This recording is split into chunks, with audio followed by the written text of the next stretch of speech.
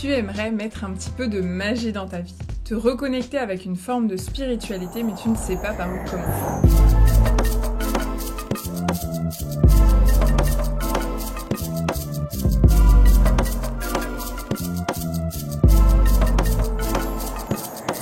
Moi, j'ai grandi dans une famille athée, même si mes parents ont été tous les deux baptisés, confirmés, qui se sont mariés à l'église. Mais de l'aveu de ma mère, c'était plus pour faire joli et pour leur famille que pour l'engagement envers Dieu. Donc mes parents nous ont pas élevés dans la religion par choix. Même si on a toujours fêté Noël, mangé de l'agneau après la chasse aux œufs à Pâques, quelque part entre tradition et habitude. Ma mère m'a toujours raconté qu'elle a arrêté de croire en Dieu, ce Dieu monothéiste qu'on lui avait inculqué comme étant le seul, quand elle a appris que les Égyptiens, non seulement n'avaient pas le même, mais qu'en plus ils en avaient plusieurs. Mais je sais pas, j'ai toujours été très curieuse de ça. Comme si je croyais en quelque chose, mais sans savoir en quoi. Je me souviens aussi avoir prié, à n'importe qui pourvu qu'on m'entende. En grandissant, j'ai beaucoup aussi brandi ma non-croyance, comme si j'avais quelque chose à prouver. Je me rappelle d'une punchline que je sortais, je disais que je croyais en moi et que c'était déjà pas mal. Aucune idée de si c'était vrai, mais l'humour et les punchlines, ça a toujours été mon mécanisme de défense préféré. Je me souviens avoir regardé ma mère dessiner les thèmes astro des enfants de ses copines avec ses petits feutres,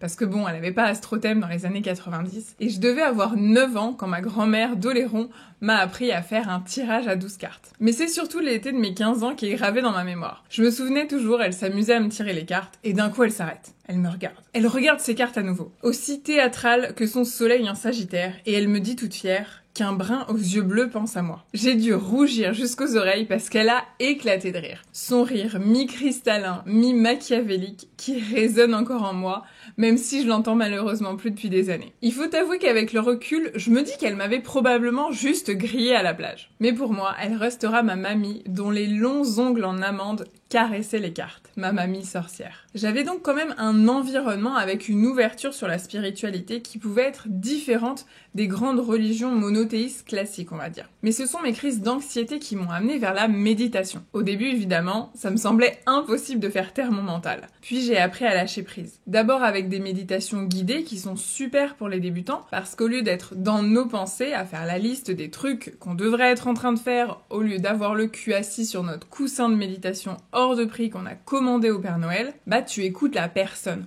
Tu te concentres sur ce qu'elle dit, donc ça aide. J'ai ensuite expérimenté avec des méditations à mantra. J'ai trouvé super celle où j'avais un mot par doigt. Ça me permettait de me concentrer sur la sensation de mes doigts pour réciter le mantra. Petit tuto rapide, juste tu choisis une phrase, un mantra, et tu déplaces à chaque mot ou à chaque bout de phrase ton pouce vers un autre doigt. Je suis calme, je suis en sécurité, je choisis d'être ici. Tu peux aussi regarder une bougie, écouter de la musique, il y a plein de façons de méditer. Et tu peux méditer aussi juste en te promenant en silence dans la nature. Il n'y a pas de règle.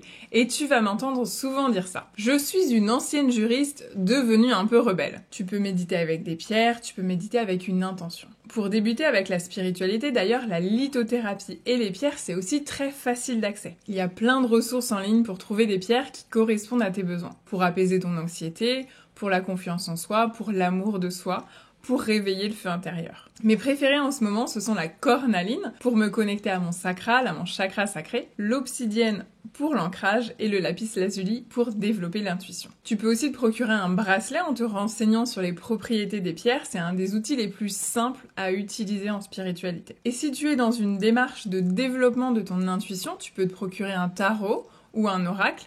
Là, laisse-toi guider pour trouver celui qui saura te donner les réponses. Ne te lance pas dans une étude de marché pour trouver l'oracle parfait, juste prends-en un. Si t'es dans une boutique, prends-le en main pour savoir si déjà tu ressens quelque chose, si tu arrives à te connecter avec lui. Tu trouveras des oracles avec des petits carnets qui expliquent la signification des cartes. Si tu débutes, ça peut être très pratique. Tu trouveras aussi des modèles de tirage très facilement sur Pinterest par exemple. Tu n'es pas obligé de te lancer dans des tirages ultra compliqués. Tu peux aussi, dans ta routine du matin, simplement tirer une carte pour avoir la vibe du jour. Et si tu n'as pas envie de pratiquer seul, tu peux rejoindre des cercles de femmes. Il y en a de nombreux qui se tiennent en présentiel ou en ligne pour célébrer le passage des saisons, les différentes lunaisons et les sabbats aussi. Côté lecture, il y a plein de choses que tu peux explorer. Moi, j'adore les livres de Rebecca Campbell que j'ai lus en anglais, mais qui sont quasiment tous traduits maintenant. Et si tu veux réveiller ton côté sorcière, pareil, il y a énormément d'ouvrages. Les textes saints sont aussi d'une énorme valeur spirituelle. Tous. Tu n'as pas à devenir pratiquante juste parce que tu lis la Bible ou le Coran, ce sont des textes qui peuvent transformer ta vie, ta vision de la vie, sans que tu aies à en obéir tous les préceptes s'ils ne correspondent pas à ta vision ou à la vie que tu as envie de mener. Si tu t'intéresses à ta cyclicité de femme, tu peux choisir de commencer à vivre au rythme de tes cycles ou de ceux de la Lune. T'intéresser à l'astrologie pour comprendre ce qui se joue là-haut et comment ça nous affecte ici-bas. Ça peut aussi te donner énormément de pistes d'exploration de toi-même. L'astrologie, c'est bien plus que les horoscopes dans les magazines télé. Et évidemment, cette vidéo ne sera pas complète sans que j'évoque le Human Design. C'est un peu l'astrologie 2.0. Une science qui mêle celle des chakras, l'arbre de vie et les hexagrammes du I Ching à l'astrologie. Et c'est à mon sens l'outil de connaissance de soi le plus complet qui existe à ce jour. C'est littéralement le mode d'emploi avec lequel tu aurais dû être livré à la naissance. C'est ta spiritualité.